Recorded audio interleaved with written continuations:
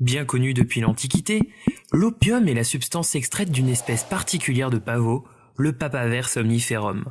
Grâce à ses propriétés antalgiques, son utilisation médicinale s'est largement répandue en Europe durant le XVIe siècle. Et pour cause.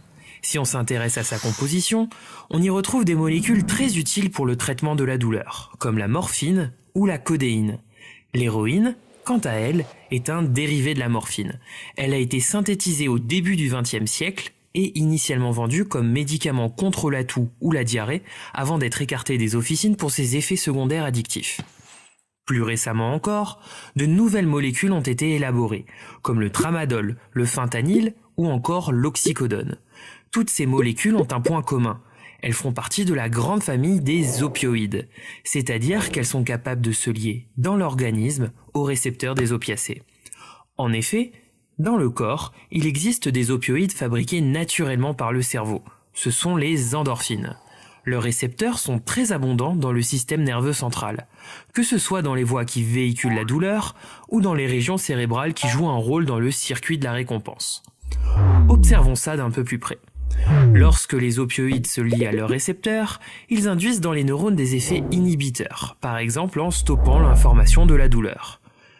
Leur consommation s'accompagne d'une sensation de bien-être, sensation amplifiée en cas d'injection intraveineuse. Cela peut paraître plutôt sympathique, mais ils peuvent engendrer aussi de nombreux effets secondaires, tels des vomissements, la constipation, des démangeaisons, la rétention urinaire ou encore empêcher le cerveau de détecter le taux de CO2 dans le sang, ce qui peut entraîner l'arrêt respiratoire et la mort, c'est la fameuse overdose. L'administration prolongée d'opioïdes peut induire un phénomène de tolérance, c'est-à-dire une augmentation des doses consommées pour obtenir le même effet. Cela s'explique en partie par la désensibilisation des récepteurs. Ils produisent moins d'effets pour une même quantité de substance. Et ce n'est pas tout. Lorsque les opioïdes interagissent avec le système de la récompense, ils peuvent le dérégler en inhibant des neurones jouant normalement un rôle de frein. Cela induit une importante libération d'un neurotransmetteur appelé dopamine, ce qui provoque du plaisir et contribue à l'entretien de la consommation et à l'addiction. Mais attention, les opioïdes ne sont pas tous les mêmes. Ils se distinguent les uns des autres par leur capacité de fixation et leur aptitude à engendrer une stimulation plus ou moins importante lorsqu'ils se lient à leurs récepteurs.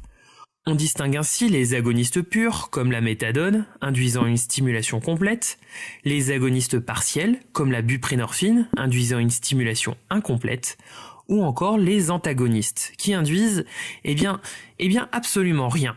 Un antagoniste, c'est l'absence de stimulation. Ces antagonistes, comme la naloxone, ne sont autres que les antidotes utilisés en cas d'overdose, car ils peuvent rentrer en compétition avec les opioïdes déjà fixés sur les récepteurs et stopper leur action. Mais en cas de manque, chez un sujet dépendant, il apparaît alors un ensemble de symptômes appelés syndrome de sevrage. Ce syndrome n'est pas mortel, mais il est particulièrement mal toléré. Il est caractérisé par une très forte envie de reconsommation et s'accompagne d'angoisses intenses, voire d'une dépression, ainsi que des douleurs, des crampes abdominales ou musculaires, un écoulement nasal, des larmoiements, des frissons ou encore des sueurs. Rien de bien sympathique. D'autant qu'après un sevrage, la sensibilité des récepteurs opioïdes redevient rapidement normale.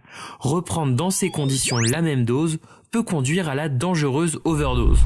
L'envie de reconsommer peut perdurer des années et le risque d'overdose persiste lui aussi.